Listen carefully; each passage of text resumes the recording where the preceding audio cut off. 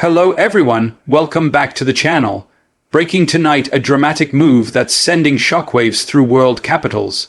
Iran has officially ended all remaining nuclear limits, signaling the most significant escalation in its standoff with the West in years.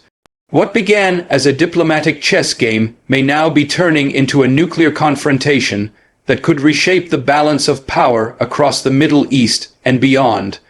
Let's break down what happened, how global powers are responding, and what this could mean for the future of the region.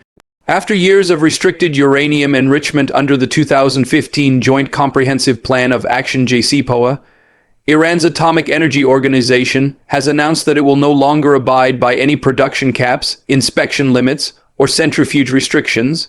The announcement came just hours after reports emerged of new sanctions targeting Iranian oil and military industries, sparking outrage in Tehran. In a fiery televised speech, Iranian President Ebrahim Raisi declared that the era of Western double standards is over, adding that Iran will not allow its sovereignty to be dictated by Washington or its allies. Inside the hall, lawmakers erupted into chants of death to America and death to Israel, as the news spread across Iranian state media. The move effectively shatters what little remained of the nuclear deal, an accord painstakingly negotiated in 2015 between Iran and 6 world powers: the U.S., UK, France, Germany, Russia, and China. According to reports from Vienna and Brussels, diplomats were blindsided by Tehran's timing. European officials had been hoping to restart indirect negotiations within weeks, but those plans have now collapsed overnight. A senior EU diplomat, speaking on background, warned that we may now be entering the most dangerous phase of Iran's nuclear program in decades. Western intelligence agencies estimate that Iran could reach weapons-grade uranium enrichment levels within weeks, a threshold that would bring the country alarmingly close to the ability to produce a nuclear bomb. Meanwhile, the reaction from global powers has been swift and divided. In Washington, the White House held an emergency briefing. President Biden stated that Iran's decision was a reckless and provocative act, warning that all options remain on the table if Iran pursues weaponization. The Pentagon later confirmed that U.S. forces in the Gulf region had been placed on heightened alert, with the aircraft carrier USS Eisenhower reportedly repositioned closer to Iranian waters. Israel, which has long viewed Iran's nuclear ambitions as an existential threat, reacted with fury.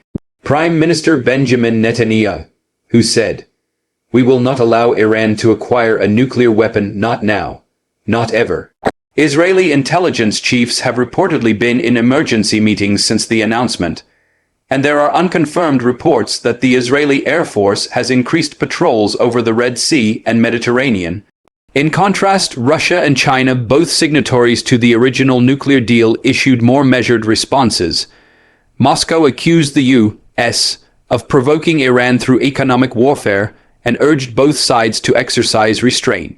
The Russian Foreign Ministry said that continued pressure and sanctions will only push Tehran toward irreversible decisions. China, a major importer of Iranian oil, called for dialogue and warned against unilateral measures that could destabilize the global economy. Beijing emphasized that Iran's actions were a consequence of failed Western diplomacy. Still, even Moscow and Beijing have expressed concern about the potential for escalation if Iran takes the next step, the construction or testing of a nuclear weapon. Inside Iran, the government is framing this as a moment of national pride and defiance. State television broadcast footage of workers in Natanz and Fordo starting up advanced IR-6 centrifuges machines capable of enriching uranium far faster than previous models. Crowds gathered in Tehran and Isfahan waving flags and chanting slogans celebrating what they called Iran's full nuclear independence. However, not all Iranians are celebrating. Independent journalists report growing unease among ordinary citizens, many of whom fear that renewed international isolation and potential military strikes could plunge the country into deeper economic turmoil. Inflation is already above 40%, and the rial continues to fall. International analysts are warning that this could mark the death of nuclear diplomacy as we know it. For years, the JCPOA was seen as the last barrier preventing a full-scale arms race in the Middle East. Without it, nations like Saudi Arabia, Turkey, and Egypt may feel compelled to pursue their own nuclear programs, setting off a chain reaction that could fundamentally reshape global security. Former UN Weapons Inspector Scott Ritter noted that this is the night. Scenario multiple regional powers moving toward nuclear capability simultaneously. He added that once deterrence becomes the driving force, even a minor skirmish could ignite a catastrophic regional war. At the same time, new intelligence leaks suggest that Iran has been strengthening military cooperation with both Russia and North Korea, raising fears of technology transfers. Western officials are particularly concerned about possible exchanges involving missile guidance systems or nuclear warhead design components. In response, the United Nations Security Council has scheduled an emergency session, though it remains unclear whether any joint resolution can be reached given the deep divisions between Western and Eastern powers. As one diplomat bluntly put it, the Security Council is paralyzed and Iran knows it. Back in the Gulf, the situation grows more volatile by the hour. U.S. Reconnaissance drones have been spotted conducting high-altitude surveillance near Bushehr, while Iranian naval patrols in the Strait of Hormuz have visibly increased. Several Western oil tankers have reportedly delayed transits through the choke point, fearing retaliation or miscalculation. Global oil prices have already surged by more than 8% since the announcement, with energy analysts warning that a prolonged standoff could drive crude past $120 a barrel, triggering inflation shocks worldwide. Experts also highlight that Iran's decision might be a strategic gamble designed to strengthen its negotiating position before future talks. By ramping up enrichment and defying Western pressure, Tehran may be betting that Washington and Europe will ultimately seek compromise to avoid another Middle East conflict, especially with ongoing wars already draining global attention. However, that strategy carries immense risk. Any sign that Iran is preparing for weaponization could lead to preemptive Israeli strikes, drawing in the U.S., and possibly igniting a regional war that no one truly wants.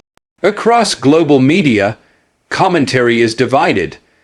Some Western outlets describe Iran's move as reckless brinkmanship. Others, especially in the global south, portray it as a response to years of Western hypocrisy pointing to the U.S. withdrawal from the deal in 2018 as the original trigger of this crisis. Social media has exploded with reactions.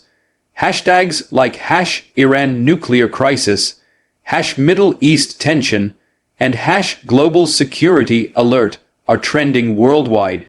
Many users express fear of another major war, one that could spread far beyond the borders of Iran. For now, all eyes are on Tehran, Washington, and Tel Aviv.